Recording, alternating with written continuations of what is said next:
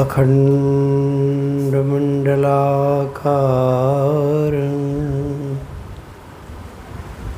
व्याप्तं येन चराचरं तत्पदं दर्शितं येन तस्मै श्री गुरवे नमः।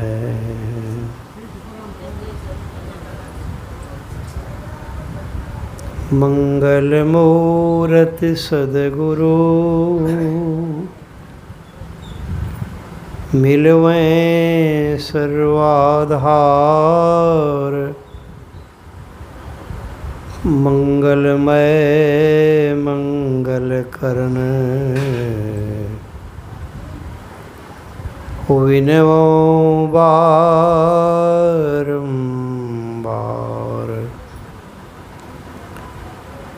मंगलमय मंगल करण विनवो बारंबार।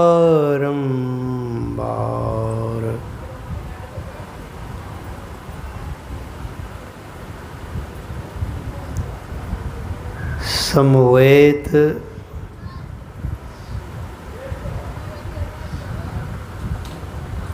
समादरणीय सत्संग प्रेमी सज्जन वृंद,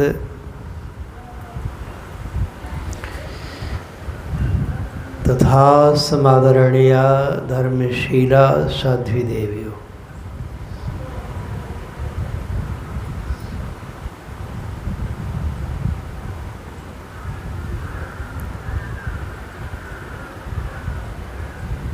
अभी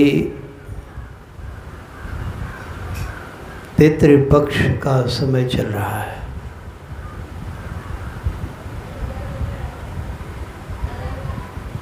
आश्विन कृष्ण पक्ष का नाम है पितृपक्ष।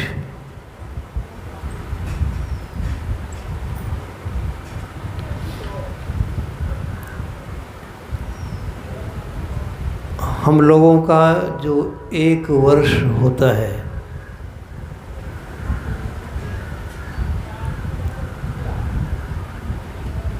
पितृलोक में रहने वाले पितरों के लिए वह एक दिन होता है।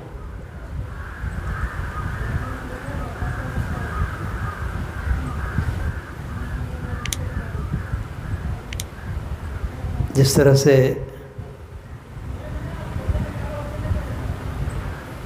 चार युग जब एक बार बीत जाते हैं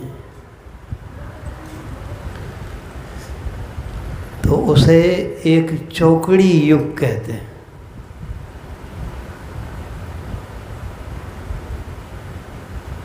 चार युगों का एक चौकड़ी।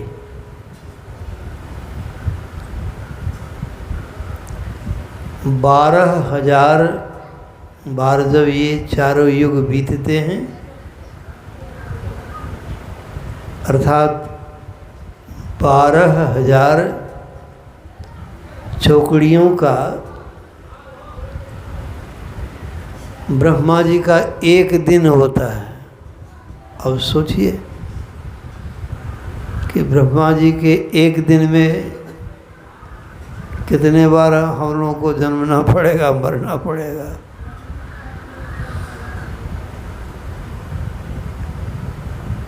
और उस हिसाब से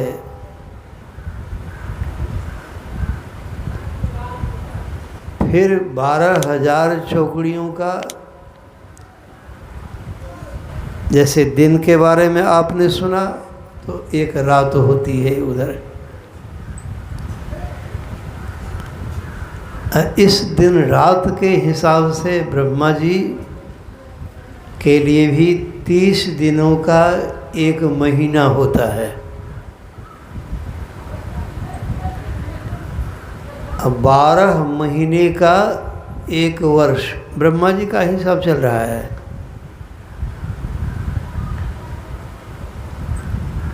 अब उस वर्ष के हिसाब से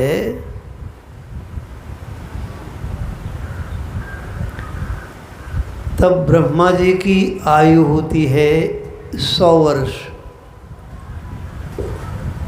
वो 100 वर्ष जीते हैं उस हिसाब से। अब सवाल अंतःकरण में उठता होगा, जिज्ञासा हुई होगी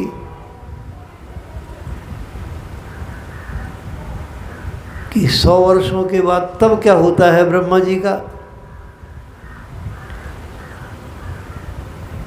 तो हम लोगों का अंतिम में क्या होता है, 60 वर्ष 80 वर्ष या 100 वर्षों के बाद क्या होता है, एक दिन हमारा आपका शरीर मर जाता है। तो ब्रह्मा जी का भी शरीर मर जाता है।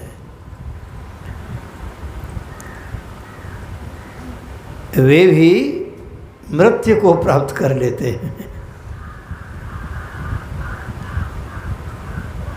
तो ब्रह्मा जी का भी शरीर आखिर मरणशील है।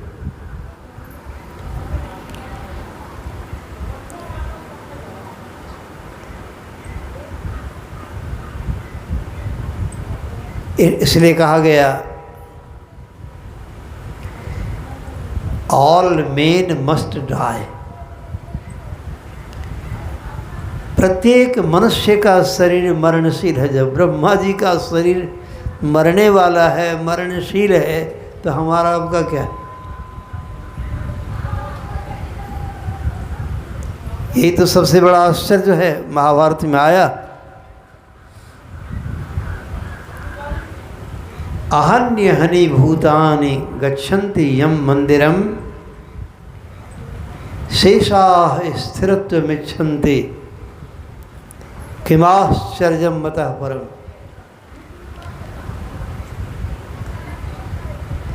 धर्मराज युधिष्ठिर जी महाराज से यक्ष ने प्रश्न किया कि युधिष्ठिर एक बात बताओ। प्रश्न तो वहाँ उस प्रसंग में ढेर हैं, परंतु यहाँ एक प्रश्न का जिक्र भी मैं करता हूँ। यक्ष जी ने कहा कि युधिष्ठिर बतलाओ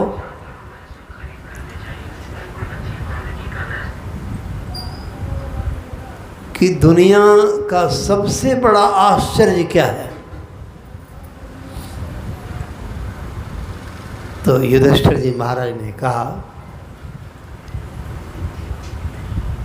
देखा जा रहा है, सब देख रहे हैं।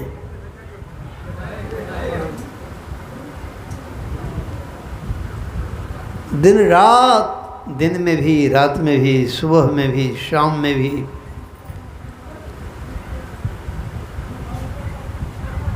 दिन रात का यही माने हुआ। ऐसी बात नहीं कि दिन में रात में नहीं, सुबह नहीं, शाम में सवेरे में नहीं, दिन रात देखा जा रहा है कि सभी मर करके हिमालय को भरते चले जा रहे हैं। मर करके कहाँ जाते हैं, हिमालय को जा रहे हैं।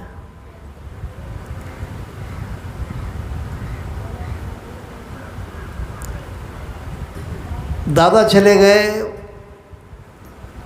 उससे पहले पर बाबा चले गए, बाबा चले गए, दादा चले गए, पिताजी चले गए।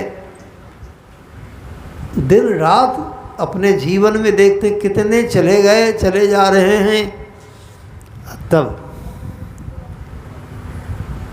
शेष लोग जो बचे खुचे हैं वो क्या सोच रहे हैं, कहिए ना। चलिए, बड़ा सौभाग्य से बाबा गांव में आए हैं, कई साल के बाद आए हैं। इतना सुंदर मौका है, चलिए सत्संग में 2 सत्र का ही समय, 2 सत्र का ही सत्संग है। तो चलिए, हाँ हाँ हाँ, हमारे मन में भी इच्छा तो है, लेकिन थोड़ी लाचारी है, थोड़ी लाचारी है। आज सुपौल जाना बहुत ज़रूरी है, जाना होगा, इसीलिए नहीं जा सकूँगा। सुपौल जाना ज़रूरी है, ये काम ज़रूरी है, वो काम ज़रूरी है। एक सांस का ठिकाना नहीं है, एक सांस का ठिकाना नहीं, गारंटी नहीं है। जो सांस हम बाहर निकाल चुके हैं, फिर ग्रहण कर सकेंगे कि नहीं कर सकेंगे, इसकी गारंटी नहीं है।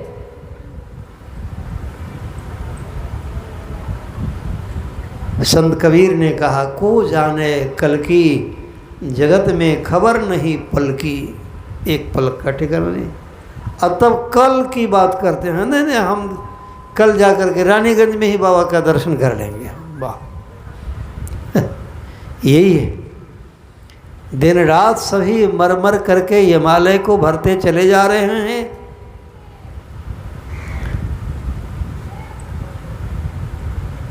बाबा नानक तो यहाँ तक कहते हैं, नह बालक नहीं यौवने नहीं वृद्धि कछुवंत, वह अवसर नहीं जानिए जब आए पड़े जमफंद।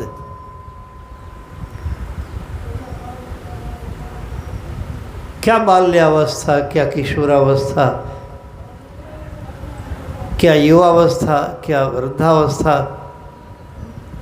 और कुछ उधर चलें तो बाल्यावस्था से ही पहले शैशवावस्था, जब बच्चा जन्म लेता है तो बाल्यावस्था नहीं, वो शैशवावस्था है।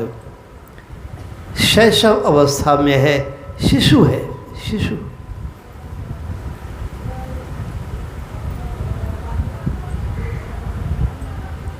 और थोड़ा उधर चल करके देखें तो माँ के पेट में ही कितने बच्चे मर जाते हैं।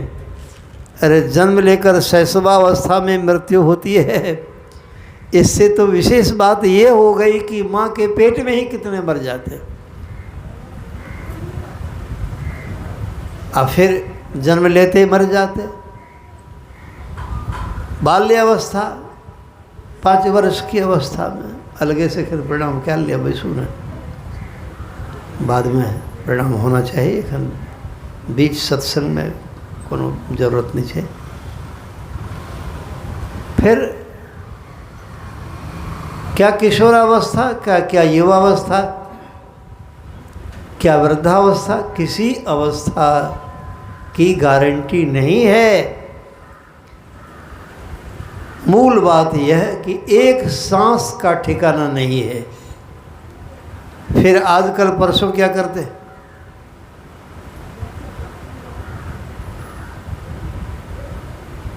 यह संसार ही मृत्यु भुवन है।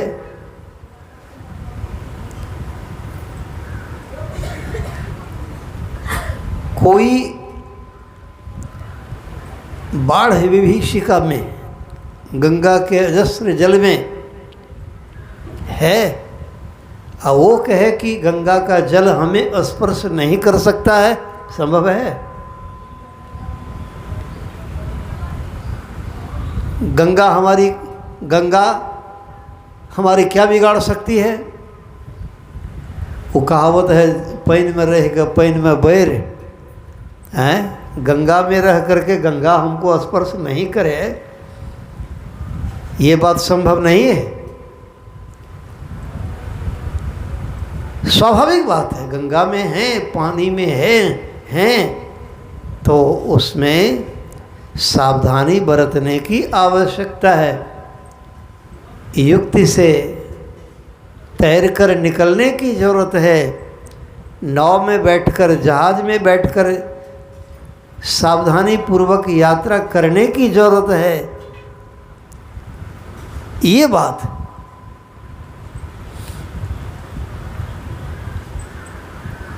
इसी तरह संसार ही मृत्यु भुवन है। मृत्यु हमारा क्या बिगाड़ सकती है, ये कहना भारी मूर्खता है। मृत्यु क्या बिगाड़ सकती है, ये बात संभव नहीं है। हाँ, एक बात है,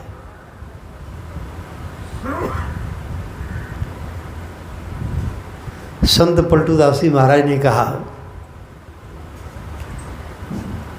सुर नर मुनि योगी यति समय काल बस होए।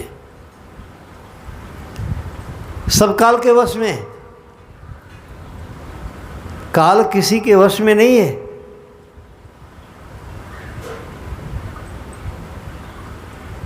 सब चल रहे हैं, लेकिन काल चलता नहीं है, समय चलता नहीं है। हालांकि लोग कहने के लिए कहते हैं कि समय बदलता है, हमेशा सवेरा नहीं रहता है, हमेशा दोपहर नहीं, हमेशा शाम नहीं, सुबह के बाद शाम होती ही है। तो समय एक रस एक समान नहीं रहता है, समय बदल जाता है। कभी जाड़ा, कभी गर्मी, कभी बरसात, कभी शरद, कभी शिशिर, कभी शीत, 6 ऋतुएं आती जाती रहती हैं। समय स्थिर नहीं रहता है, लेकिन याद रखेंगे,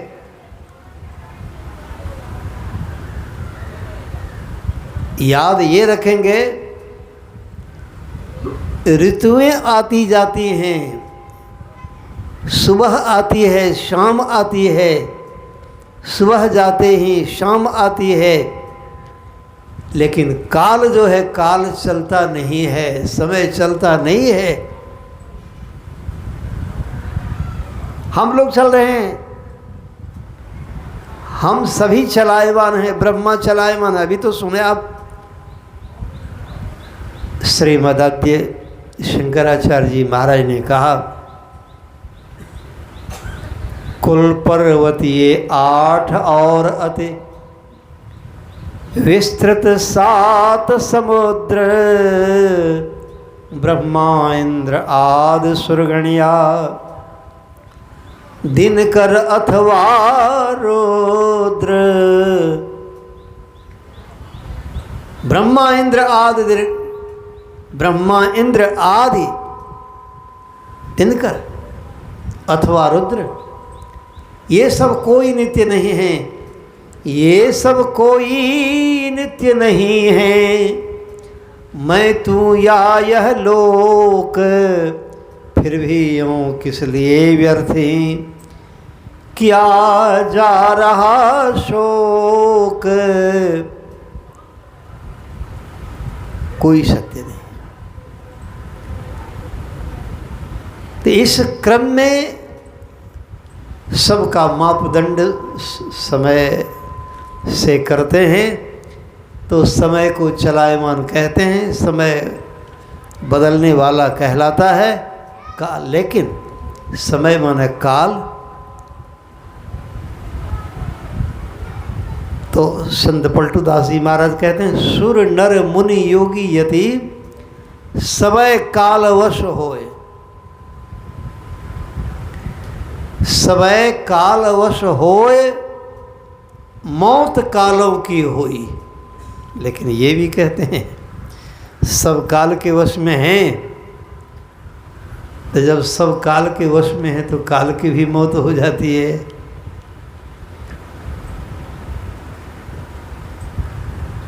पार ब्रह्म भगवान मरे ना अविगत ज्योति। हाँ, लेकिन जो सब में व्यापक, सबते न्यारा, सब घट एक ही राम हो राम राम। मेहंदी में लाली, दूध घीव में, घीव दूध में, अब फूल में वास समान हो राम राम। जय जय राम, जय जय राम, जय जय राम, कहू जय जय राम।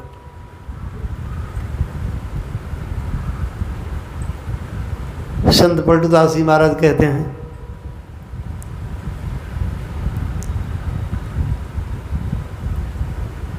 सुने आप,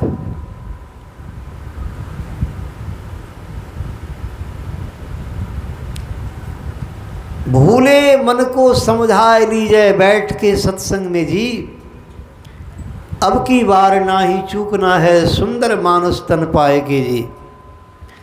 ज्ञान ध्यान की बात बूझ लीजिए, मन को खूब समझाइए जी, पलटू मुँह पर किन्ह देखा जीवत ही मुक्त हो जाइए जी। सबसे बड़ी बात उन्होंने ये कही कि पार ब्रह्म भगवान जो सब में व्यापक रहकर सबसे परे पूर्ण ब्रह्म, ओम पूर्णमदः पूर्णमिदं पूर्णात् पूर्णमुदच्यते पूर्णस्य पूर्णमादाय पूर्णमेवावशिष्यते। पूर्ण क्या है? एकमात्र परमात्मा ही पूर्ण है, बाद बाकी सब अपूर्ण है। सब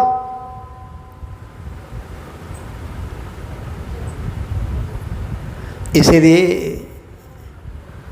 एक कवि ने कहा, दाता एक राम भिखारी सारी दुनिया, दाता एक राम। बस पूर्ण परमात्मा है, इसलिए दाता एक वही हैं, बाद बाकी सब अपूर्ण हैं, सब भिखारी हैं। तो भिखारी क्या दे सकते? जिन देवी देवताओं के पीछे हम लोग लगे होते वो भी सब भिखारी हैं, सब अपूर्ण हैं, और उससे हम लोग कुछ अपेक्षा करते हैं, यही हमारी भारी मूर्खता है। वो क्या दे सकते हैं हमें?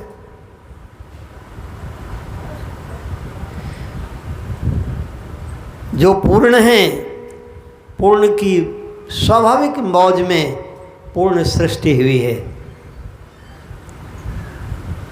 असंख्य सृष्टि होने के पश्चात भी वो पूर्ण के पूर्ण ही हैं, वे कभी अपूर्ण नहीं होते। जिस तरह सीकी से प्रशांत महासागर से एक बूंद जल निकाल लिया तो क्या प्रशांत महासागर कितना घट गया, कितना माइनस हो गया? कुछ नहीं।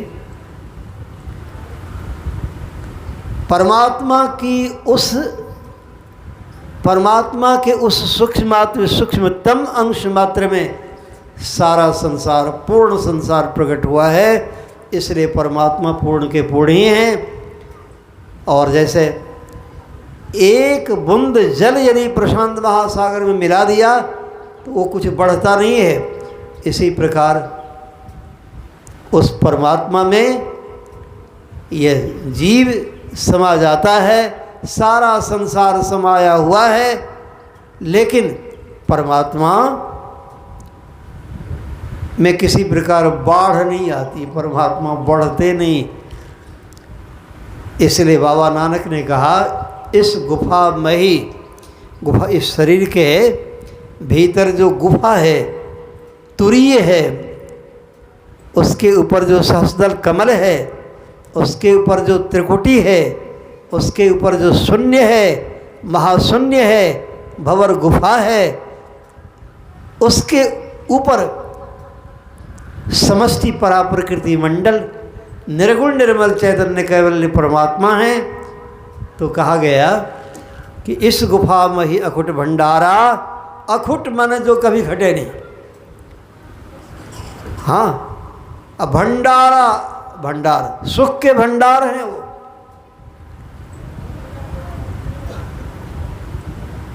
तिस बिच बसय हरि अलख अपारा, आपे गुपत प्रगट है आपे, गुरु शबदी आप वर्ण्या वर्ण्या, इसलिए कहा गया।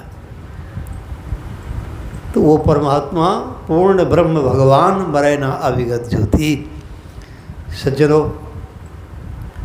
वह परमात्मा अमृत स्वरूप है। हाँ, वही अमृत स्वरूप हैं।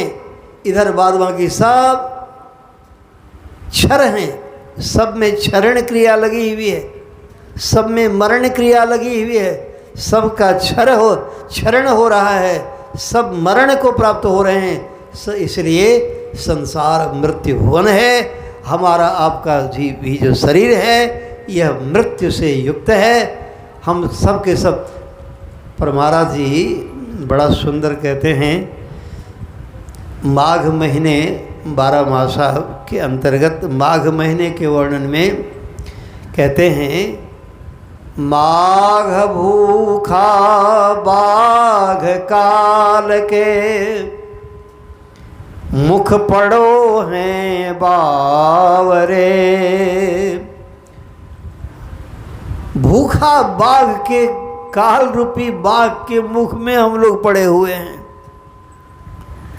हाँ, भूखा बाघ, भूखा बाघ तो जिसको पकड़ता है कोई विचार नहीं करता। तो काल रूपी महाभूखा बाघ है और उसके मुंह में हम सब के सब पड़े हुए हैं। तो अब क्या करना होगा, निकलेंगे कैसे? होश कर चे तो सवेरे, बचो ध्यान के दावरे। बस होश करना है। पहली बात क्या, तो होश करें। इसका मतलब होता है कि सद्गुरु की शरण में गए बिना हम लोग चाहे इंजीनियरिंग पढ़ें कि मेडिकल पढ़ें कि बीपीएससी कंप्लीट करें कि यूपीएससी कंप्लीट करें कि आईएएस कंप्लीट करने में लगे रहें या जो कुछ भी कर रहे हैं, सब बेहोश में कर रहे हैं। बेहोश में हम सब बेहोश हैं। अब होश में नहीं है तो तब तो कहते हैं सद्गुरु महाराज जी कि होश कर, होश करो, होश करके फिर चेतो। हाँ, होश कर चेतो सवेरे, चेतो। पहले तो होश कर लो। हाँ, माने मोह निंद में सोए हो तो जगो। सोए हुए आदमी से कहते हैं, है होश कर। अरे हाँ, होश कर, घर में आग लग गई है, होश तो कर। होश के देखा कि घर में आग लगी हुई है।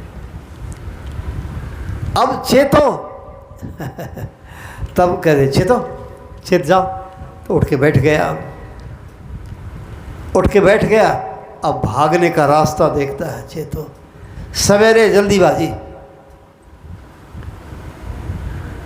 भजमन जीवन नाम सवेरा। मोह निंद में सोए हैं, संत सद्गुरु होश कराते हैं। चेतावनी कह करके, उपदेश करके चेताते हैं। क्या?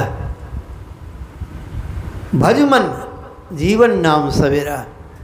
अरे संत सद्गुरु से अभी तुरंत शीघ्र नाम भजन के रहस्य को सीखो, क्योंकि नाम से ही राम मिलेंगे और सब कार्य सिद्ध हो जाएंगे। और नाम के बिना तुम खाली काम के पीछे लगे रहोगे तो खाली काम के पीछे रहोगे तो बदनाम होते रहोगे और घोर अविच रौरव नरक का दुसह ताप भुगतते रहोगे। सवेरा कब? जब संत सद्गुरु से नाम दान प्राप्त कर लिए, दीक्षित हुए, परमात्मा के भजन में लगे, तो उस समय से अब सवेरा हो गया। अब सवेरा हो गया।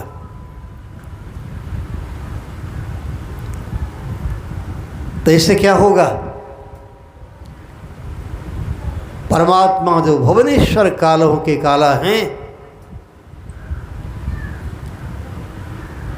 जो ब्रह्म वेद अमृतम, वे अमृत स्वरूप हैं।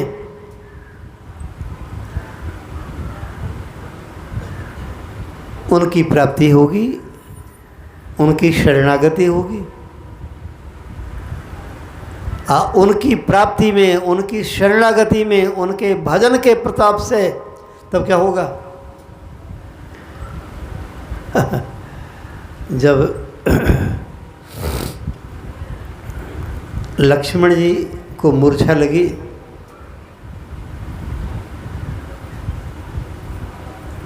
दूसरी बार, उस बार तो लक्ष्मण जी ज़्यादा हताहत थे। ज़्यादा, यहाँ तक कि कोमा में चले गए थे कोमा में चले गए थे। सांस भी चलती थी कि नहीं चलती थी ये भी हम नहीं कह सकते हैं। माने हालत उनकी ऐसी सीरियस थी, ऐसी गंभीर थी कि भगवान श्री राम रो रहे हैं, वो रो रहे हैं कि लक्ष्मण तुम मेरे छोटे भाई हो, तुम मेरे पीछे जन्म लिए तो सब दिन तुम मेरे पीछे पीछे चल रहे हो। तुम मेरे पीछे जन्म लिए तो तुम मेरे पीछे पीछे चल रहे हो, एकदम ठीक काम कर रहे हो। लेकिन आज ऐसा काम क्यों कर रहे हो? इतना अनाधिकार कार्य तुम्हें नहीं करना चाहिए। तुम मेरे पीछे चलने वाले हो तो आगे क्यों चल दिए तुम? ये राम जी घबराए हुए हैं कि तुम मेरे आगे क्यों जा रहे हो? आगे तो मुझे जाना चाहिए ना। हनुमान जी जब सुनते हैं, हनुमान जी जब भगवान की यह वाणी सुनते हैं, कहते प्रभु आप चिंता मत कीजिए, यदि आपकी आज्ञा हो जाए तो चंद्रमा को लोग सुधांशु कहते हैं, अमृत के एक अंश से प्रकट हुए हैं। चंद्रमा में अमृत है। यदि आपकी आज्ञा मात्र हो जाए तो मैं चंद्रमा को निचोड़ करके अमृत ले आऊं और लक्ष्मण जी को मैं चंगा कर लूं। हाँ हाँ हाँ, चंद्रमा को निचोड़ के मैं ले आऊं। यहां तक कहते हैं प्रभु यदि आपकी आज्ञा हो जाए, जो मौत सबको अपना ग्रास बना लेती है, यदि आपकी आज्ञा हो जाए तो मौत को मैं भी मार करके समाप्त करके लक्ष्मण जी को चंगा कर सकता हूं। अब ये अद्भुत बात हो गई। जिस मृत्यु की महत्ता अभी आप सुन रहे थे, हनुमान जी मृत्यु को ही मार करके लक्ष्मण जी को जीवित करना चाहते हैं कि आज से सबका काम खत्म हो जाएगा, मृत्यु न रहेगी और न किसी की मृत्यु होगी, वो सबको ग्रास बनाती है। आज मेरे लखनलाल भैया को ग्रास बना चुकी है, इसलिए आपकी आज्ञा चाहिए, आज मैं मृत्यु को ही समाप्त कर दूंगा, मार डालूंगा। मृत्यु को मारने की सामर्थ्य जिनमें होती है वे ही होते हैं संत, याद रखेंगे आप। मृत्यु को ही मारने की सामर्थ्य जिन्हें होती है वे संत होते हैं। दूसरे और कोई ब्रह्मांड में ऐसे नहीं हैं जो मृत्यु को मार सके।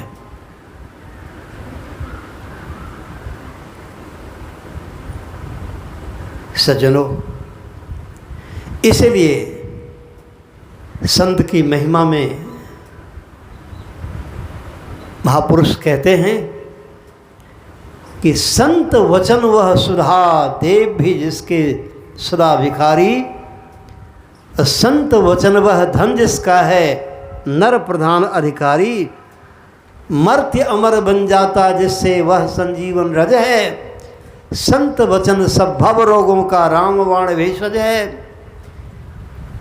बुझती जहाँ स्वयं जाते ही त्रिविध ताप की ज्वाला, भरती पुलक मोद तन मन में भाव उर्म की माला, जहाँ न जाकर प्यासा लौटा है कोई भी प्राणी, सुरधुन सी सबको सुख देती वह संतों की वाणी। यही कारण है कि सबको तो मृत्यु अपने मुख का ग्रास बनाती है, परंतु अब मुख का ग्रास बनाती है इसका मतलब सबके सामने सीना तान के मृत्यु जाती है, चलती है। लेकिन अब मृत्यु को ही मारने वाले जो हैं, अच्छा कोई किसी को मारने वाला अगर सामने खड़ा हो गया है कि तुमको भी मार डालेगा और उसकी कोई चलती चले नहीं तो क्या करेगा वो आदमी? वो आदमी क्या करेगा आप सोचिए तो। अब वो सामना सामनी खड़ा रहेगा या मुकाबला करेगा? और सामने मारने वाला खड़ा है और उसकी कोई चलती चल ही नहीं सकती है। वो समझ गया कि इसके सामने हमारी चलती नहीं चलेगी, वो क्या करेगा तब? खड़ा रहेगा? बैठा रहेगा क्या? नहीं नहीं, अरे वो तो सीधे उसके पैर में गिर जाएगा, पैर में चिपक जाएगा, पैर में लिपट जाएगा कि क्षमा कर दीजिए, हमें क्षमा कर दीजिए। इसलिए संत के चरण कमल में मृत्यु आकर के हमेशा सेवा करती है, क्षमा करती है, उनकी आज्ञा पालन करती है। रावण ने हनुमान जी को बड़ी खरी खोटी बात कही और कहा, आदेश दिया अपने दूतों को, इसे मार डालो। हनुमान जी में कोई फर्क नहीं पड़ रहा है, हनुमान जी में कोई फर्क नहीं पड़ रहा है, एकदम बड़ी मस्त सब बड़े गंभीर होकर के हैं, कोई घबराहट नहीं है। रावण ने कहा कि तुम डरते नहीं, तुम डरते नहीं, तुम्हें डर नहीं लगता है? तुम्हारे सामने मृत्यु खड़ी है, अब तुम्हारी मृत्यु होगी यहाँ लंका में, अब तुम्हें डर नहीं? हनुमान जी ने कहा कि मैं डरूं क्यों? मृत्यु हमारे सामने खड़ी जरूर है, लेकिन वो मृत्यु हमारे भरोसे खड़ी है। भरोसे क्या? मृत्यु हमारे भरोसे खड़ी है कि हनुमान जी आदेश कीजिए, रावण काम में ख़त्म कर दूंगा। अभी मृत्यु खड़ी है, हमसे आदेश मांग रही है कि आदेश कीजिए, रावण का काम खत्म हो जाए। अभी मैंने तुम्हें मारने के लिए मौत खड़ी है। तो मृत्यु भी संत चरण में चिपकी होती है। अभी मैं इसलिए इन प्रसंगों को इस क्रम में सुनाया कि अभी पितृपक्ष चल रहा है, यहीं से हम चले थे। आश्विन कृष्ण पक्ष को पितृपक्ष कहते हैं। तो हम लोगों का 1 वर्ष होता है, पितर का 1 दिन होता है। तो वर्ष में 1 बार जो कुछ करते हैं तो उनके निमित्त वो रोज का हो जाता है। रोज वार्षिक मान लीजिए सत्संग ही करते हैं, या जो कुछ भी दान पुण्य परमार्थ इस पक्ष में करते हैं। कितने लोग जलांजलि देते हैं, कितने लोग पिंडदान करते हैं, उनके निमित्त भोज भंडारा करते हैं, तो उनको रोज़ मिल जाता है। वर्ष में 1 बार अगर किया तो उनको रोज़ मिल गया, यही समझिए। अच्छा, किन के प्रताप से? प्रताप किनका है?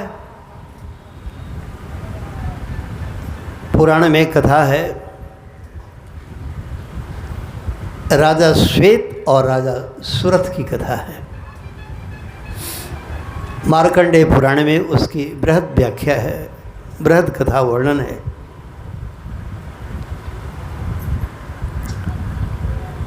राजा श्वेत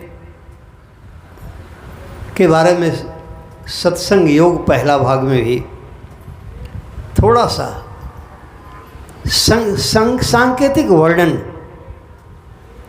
परमाराज जी करते हुए बतलाते हैं। राजा श्वेत बड़े प्रतापी थे। तो प्रतापी का माने धन से प्रतापी कोई नहीं होता है, याद रखेंगे। या कोई बहुत बड़ा बाहुबली है तो उसको प्रतापी नहीं कहेंगे आप, या बहुत बड़ा पद पर प्रतिष्ठित है तो प्रतापी है, ऐसी बात नहीं समझेंगे। बड़े प्रतापी हैं, बाप रे बाप, प्रधानमंत्री पद पर हैं तो राष्ट्रपति पद पर हैं, नहीं नहीं, इससे प्रतापी नहीं समझेंगे। तो 5 साल के लिए है ना, जनमत समाप्त तो फिर समाप्त, प्रतापी कहाँ हुए? प्रतापी वे होते हैं जिनके पीछे साथ पुण्य का प्रताप होता है। पुण्य का प्रताप, जिनके जीवन में पुण्य का प्रताप इतना होता है कि पाप का बाप भी उसका कुछ बिगाड़ नहीं सकता है। तो राजा श्वेत बड़े प्रतापी थे, पुण्यात्मा थे। उन्होंने अपने जीवन में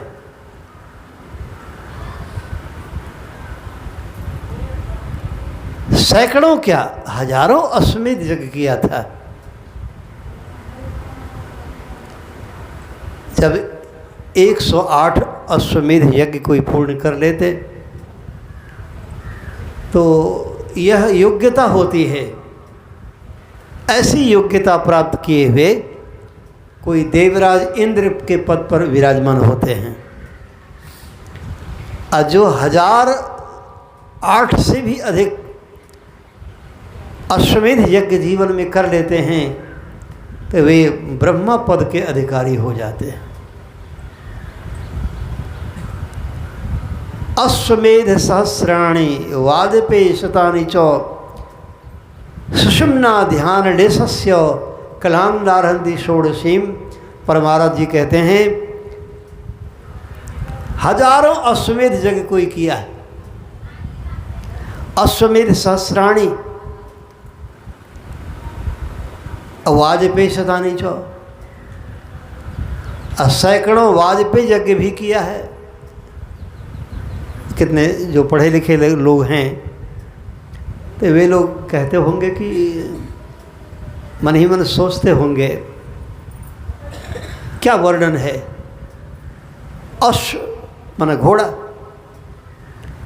आवाज में भी माने भी तो घोड़ा ही होता है। तो कोई हजारों अश्वमेध यज्ञ किया, कोई सैकड़ों वाजपेय यज्ञ किया, तो एक ही बात तो हुई।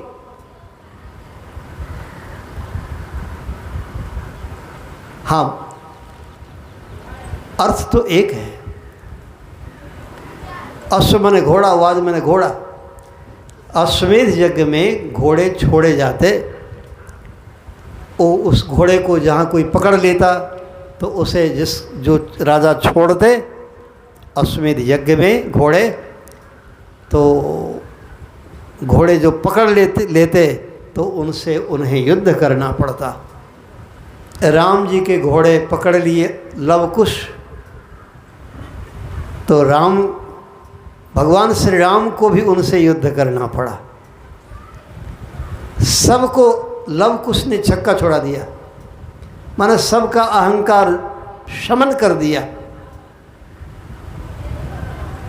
तो अश्वमेध यज्ञ में घोड़े छोड़े जाते हैं, जहाँ तक घोड़ा दिग्विजय करके आ गया, माने युद्ध होता, फिर विजय प्राप्त कर लेते, घोड़े आगे चलते। अब जहाँ तक से वो घोड़ा दिग्विजय करके आ गया तो वहाँ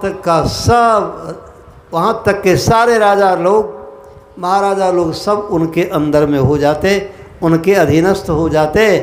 अब एक ही महाराज की जय हो, एक ही महाराज, इधर सब समाप्त। पहले ऐसा होता था। उसी जो यज्ञ घोड़े दिग्विजय करके आते, तो ऐसे ऋषि मुनि लोग हमारे भारत की धरती पर हुए जो सामर्थ्य रखते थे।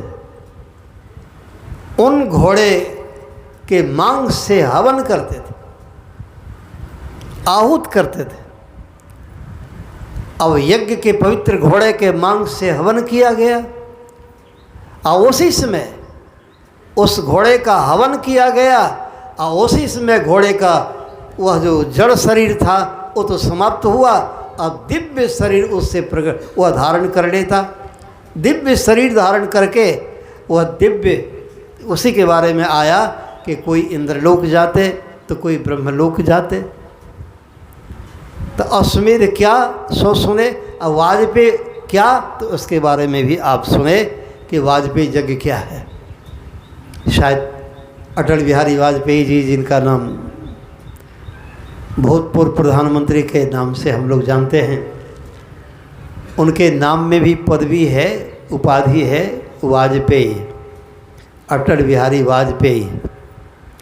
तो माने इनके पूर्वज लोग ऐसे ऋषि थे, ऐसी शक्ति वाले थे जो घोड़े के मांस से हवन करते और उन्हें दिव्य शरीर प्रदान कर देते थे।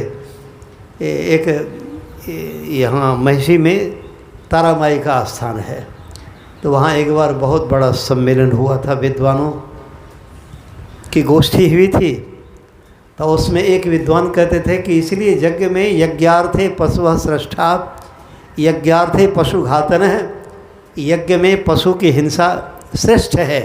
हिंसा हिंसा नहीं है, वो पुण्य है, क्योंकि जिस पशु के मांस से हवन हो, जो पशु यज्ञ में कामयाब होता है तो उसे हमारे ऋषि लोग दिव्य शरीर प्रदान करते थे। तो यज्ञ में जिस पशु की हिंसा हो गई तो उसे दिव्य शरीर प्राप्त हो जाता। तो इसीलिए हम लोग यज्ञ में आज भी हिंसा करते हैं, मन बकरा बकरी खसी पट्ठा सबको मारते हैं, हिंसा करते हैं, बलि करते हैं, मन उचित काम करते हैं। तो एक थे अर्जुन झा नाम था उनका, गीता के का बड़ा ऊंचा ज्ञान था उनको। सर्वशास्त्रमयी गीता, सर्वशास्त्रमयी है गीता। एक गीता के अध्ययन में कोई शास्त्र बाकी नहीं रह जाता है, सभी शास्त्रों का निचोड़ है गीता, सभी शास्त्रों का निचोड़ है रामचरितमानस। इसके बारे में भी आया कि नाना पुराण निगमागम सम्मतम यद रामायणे क्वचिदन्यतोपि, सभी शास्त्रों का निचोड़ है रामचरितमानस, सभी शास्त्रों का, उपनिषदों का। सर्वोपनिषदो गावो दुग्धा गोपाल नंदन है, पार्थो वत्स सुधीर भोक्ता दुग्धं गीता मृतं महत्। सभी उपनिषदों का सार है ये गीता। तो उन्होंने कहा ठीक है महोदय, आपने जो कुछ कहा कि यज्ञ में हिंसा अनिवार्य है और वो पाप नहीं है, इसलिए हम लोग बलि करते हैं, तारा माई के नाम पर भी यहाँ पर बलि करते हैं, चढ़ाते हैं। लेकिन एक बात कहिए, कोई आदमी है किसी दूसरे व्यक्ति की देह में जो कम कीमत की कुर्ता है, गंजी है, धोती है, उसे फाड़ दिया और उसे फाड़ करके मान के चलिए कि किसी को मान लीजिए कि 100 मीटर का कपड़ा या 500 मीटर का कपड़ा शरीर में है और उसे फाड़ करके यदि 10,000 रुपये मीटर वाला कपड़े की कुर्ता सिला करके उसे पहना दिया तो उसे उसके कपड़े, कुर्ते, गंजी, धोती फाड़ने का अधिकार ठीक है, उसका यह काम ठीक है कि कम कीमत वाले कपड़े को फाड़ करके और ज़्यादा कीमत वाला कपड़ा उसको पहना दिया तो बढ़िया बात है। ऐसा अगर कोई करे तो ठीक बात है। और कोई आदमी ऐसा है जिसको देह पर अपने 4 हाथ का कपड़ा मार्किन भी नहीं है, जिसकी देह पर 4 हाथ का मार्किन कपड़ा भी पहनने की सामर्थ्य नहीं है, मार्किन कपड़ा से भी शरीर ढका हुआ नहीं है, और वो अगर दूसरे की कुर्ता को, गंजी को फाड़ते फिरे कि तुमको बढ़िया कपड़ा पहनाएंगे, बढ़िया कपड़ा पहनावेंगे, तो वो आदमी का क्या हाल होगा बताइए तो? उसका क्या हाल होगा? उसकी जान रहेगी? उसे कोई अच्छा कहेगा? नहीं भाई, कोई अच्छा नहीं कहेगा। तो अरे हम मानते हैं ठीक है कि हमारे पूर्वज ऋषि लोग ऐसे सिद्धि शक्ति संपन्न सामर्थ्यवान थे जो किसी पशु की हिंसा करके उसे दिव्य शरीर उसी समय प्रदान करते थे। लेकिन आप में क्या शक्ति है? आप एक मच्छर को बढ़िया गाय वाला शरीर दे सकते हैं? एक मच्छर को आप बढ़िया शरीर नहीं दे सकते हैं। अरे आप मरेंगे किस शरीर में जाएंगे, किस योनि में जाएंगे, अपना भी ठिकाना नहीं है। यदि आप कहते हैं कि यज्ञ में पशुओं की हिंसा उचित है तो यहाँ कहाँ तक उचित मानने योग्य है? चुपे हो गए, चुप होना पड़ा। कहीं कोई बात जो लिखी है उसके पीछे कुछ रहस्य है, उसको समझना होगा। राजा श्वेत अपने जीवन में हजारों अश्वमेध यज्ञ किए थे, जो शरीर छूटा तो योग्यता तो उनको प्राप्त हो गई थी। जो राज्यपाल रह चुके हैं, विश्वविद्यालय के कुलपति रह चुके हैं, तो उनको योग्यता हो गई है कि वो राष्ट्रपति के लिए वो प्रत्याशी बन सकते हैं, वो लड़ सकते हैं। अब जनता चाहे तो उसको चुन के राष्ट्रपति पद पर बैठा सकती है, आम लोग नहीं। जो राज्य, किसी राज्य का राज्यपाल रहा हो या किसी बड़े यूनिवर्सिटी विश्वविद्यालय का कुलपति हो, तो वो राष्ट्रपति पद का अधिकारी होता है। तो राजा श्वेत को योग्यता थी, शरीर छूटा, तो ब्रह्मा का पद ब्रह्मलोक में उन्हें मिला। माने ब्रह्मा जी के लोक में जाकर ब्रह्मा जी के बराबर आसन को वो प्राप्त कर लिए भाई। भगवान कृष्ण कहते हैं, त्रय विद्यामांग सोपाह भूत पापा यज्ञरिष्ट्वा स्वर्गतिं प्रार्थयन्ति ते पुण्यमा साध्य सुरेंद्र लोको मसनन्ति दिव्यान दिव्यदेव भोगान। तीनों वेदों में जो सकाम कर्म करने की विधियां वर्णित हैं, निर्विघ्न पूर्वक यदि कोई पूरा कर लिया तो उसे स्वर्ग आदि लोग प्राप्त होते हैं। तो जैसा यहाँ पुण्य किया वैसा स्वर्ग मिला, स्वर्ग में लोक मिला, देह मिला, पद मिला, फाजिल नहीं कुछ नहीं। तो राजा श्वेत को ब्रह्मा का पद मिला, बराबर आसन मिला। लेकिन एक बात भाई, जीवन में कभी वे अतिथि का सम्मान नहीं किए थे। अतिथि का माने जो बिना तिथि के हो, जो बिना तिथि के आ गए। दरअसल वे अतिथि कौन है? सूरदास जी महाराज ने बड़ा अच्छा निर्णय दिया। जा दिन संत पाहुने आवत, जा दिन संत पाहुने आवत। अतीत पाहुन वे सन्यासी, वे ही हैं असली अतिथि।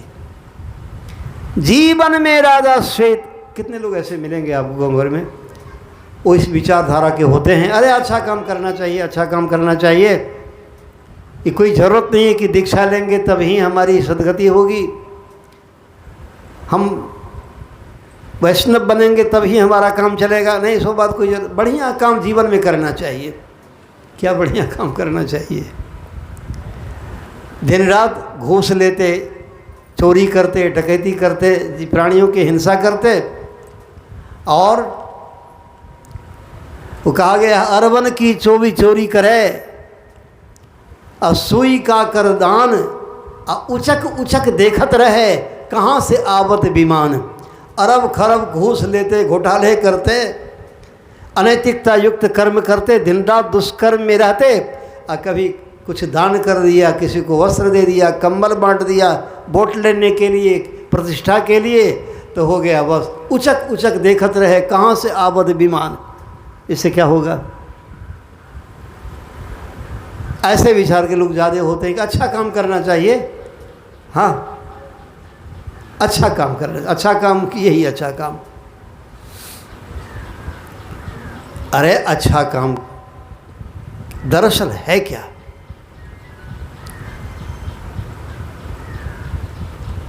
हनुमान जी लंका में घूम रहे हैं, बस एक घर मिला, उस घर से राम राम की आवाज़ सुनाई पड़ती है। राम राम कही, राम राम उस घर में कहने वाले हैं। तो हनुमान जी पहचान गए कि इस घर में कोई सज्जन लोग हैं, अर्थात जो भगवान का भजन करते हैं वे सज्जन हैं। सज्जन श्रीमान भले कर्म करने वाले वे हैं जो भगवान का भजन करते हैं। कैसे? तो झूठ, चोरी, नशा, हिंसा, व्यभिचार, ये 5 महापाप हैं। 5 पापों को छोड़ करके, अब 5 पाप लगे हुए हैं। आज जो 5 पापों को छोड़े हुए हैं, ऐसे ऋषि मुनि साधु संत महात्माओं से कोई मतलब नहीं। भगवान शंकर जी तो उनसे मतलब रखते हैं, सत्संग करने जाते हैं अगस्त मुनि के आश्रम में। भगवान शंकर जी तो काकभूषण जी के आश्रम में सत्संग करने जाते। हम इतने अच्छे काम करने वाले हैं कि सत्संग से बिल्कुल घृणा है, सत्संग से बिल्कुल नफरत है, सत्संग से कोई श्रद्धा प्रेम नहीं। कैसे अच्छे हैं आप, विचार कीजिए अपने आप में। जीवन में कभी अतीत अभ्यागत माने साधु संत महापुरुषों का राजा श्वेत ने सम्मान नहीं किया था। परिणाम क्या हुआ? ब्रह्मलोक तो मिला, अश्वमेध यज्ञ का फल। अब कुछ दिनों के बाद उनको भूख प्यास सताने लग गई, भूख प्यास सताने लग गई। पहले संकोच के मारे कुछ बोलते नहीं थे, लेकिन भूख को कब तक दाब करके कोई रख सकता है? विचार कीजिए। जितिया है, भीतर में है कि बाबा पारना का कह रहते आए, पारना करना जल्दी है तो बढ़िया है बार।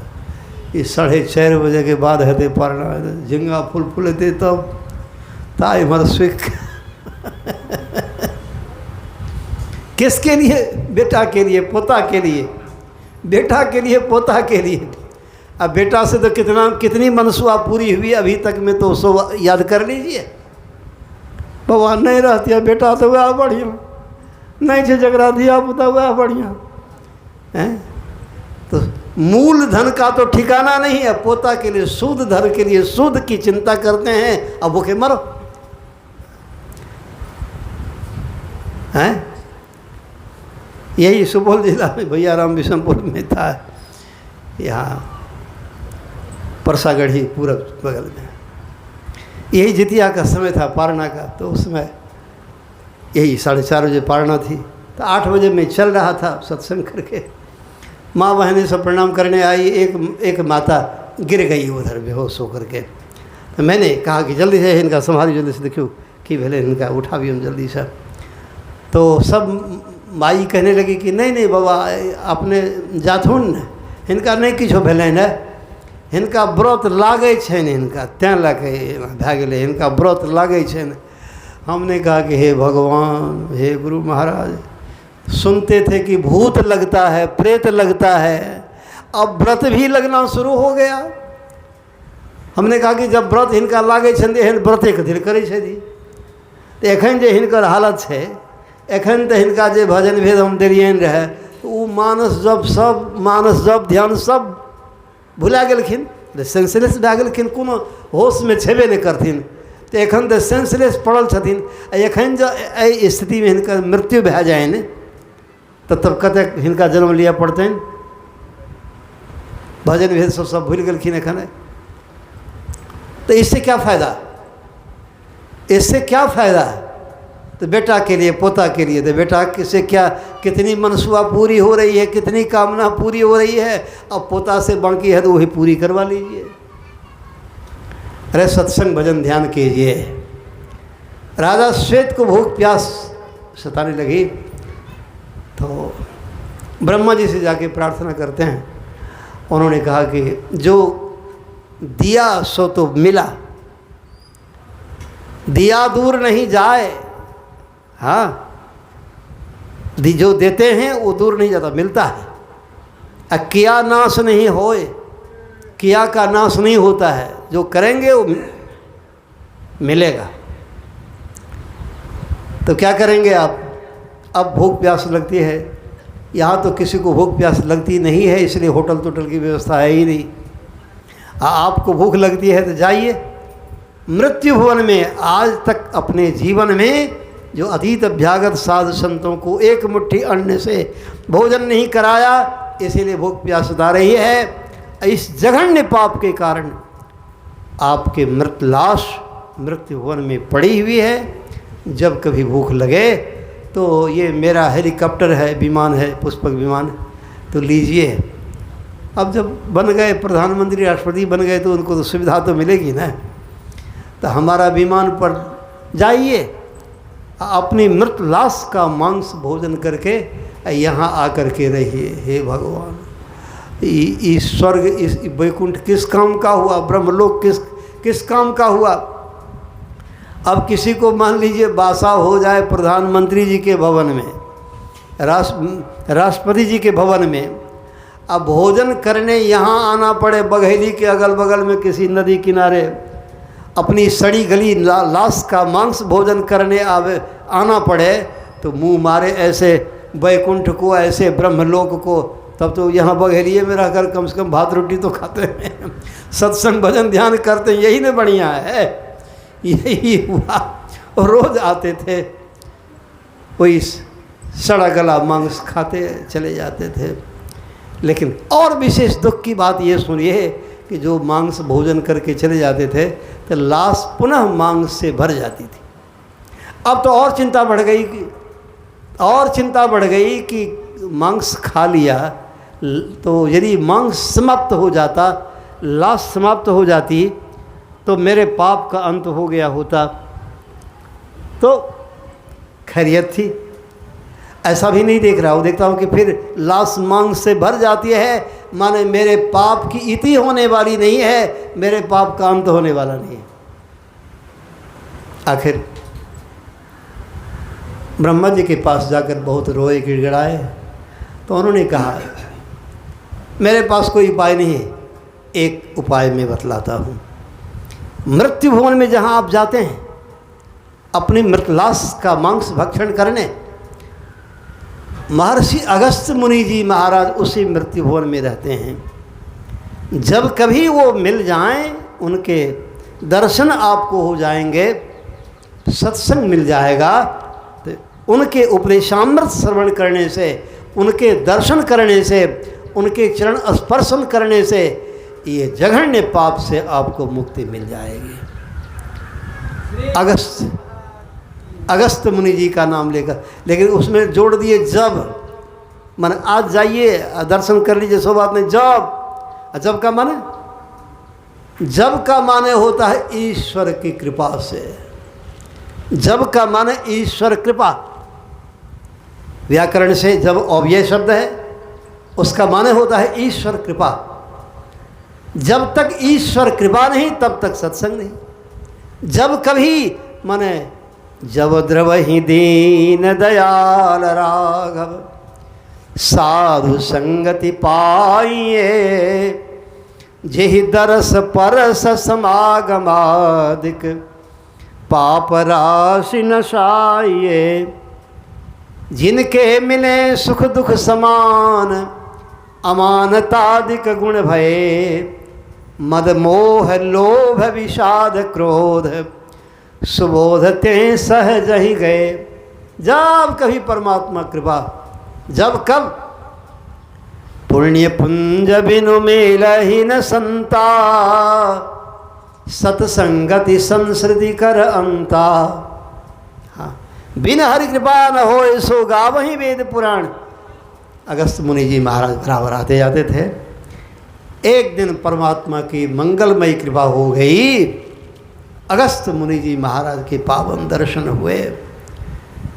उनके चरणों में जाकर के दंड की तरह, लाठी की तरह गिरकर प्रणाम करते हैं और अपनी दुखड़ा सुना डालते हैं, दुखद कथा सुनाते हैं और प्रार्थना करते हैं कि महाराज ब्रह्मा बाबा की आज्ञा है कि जब अगस्त मुनि के दर्शन मिलेंगे, चरण स्पर्श करोगे और उनका उपदेशामृत सुनोगे, उद्धार हो जाएगा।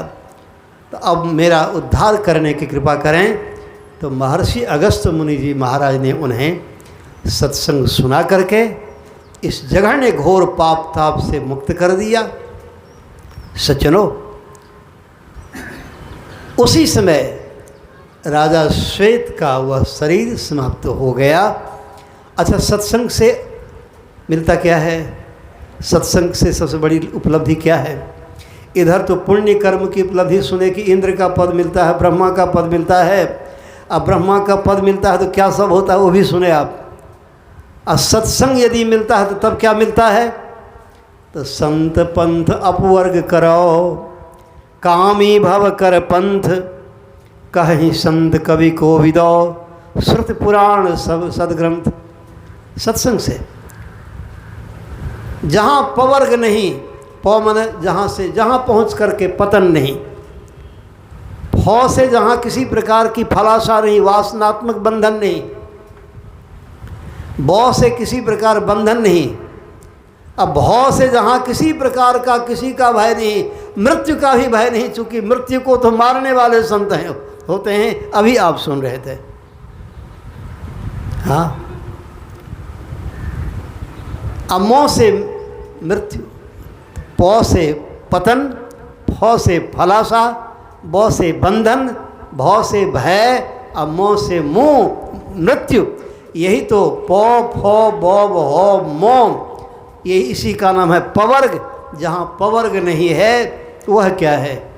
वही है योगेश्वर भगवान श्री कृष्णचंद्र जी महाराज कहते हैं, नो तद्भासयते सूर्यो नो शशांको न पावकः यद गत्वा नो निवर्तन्ते तद्धाम परमं ममो।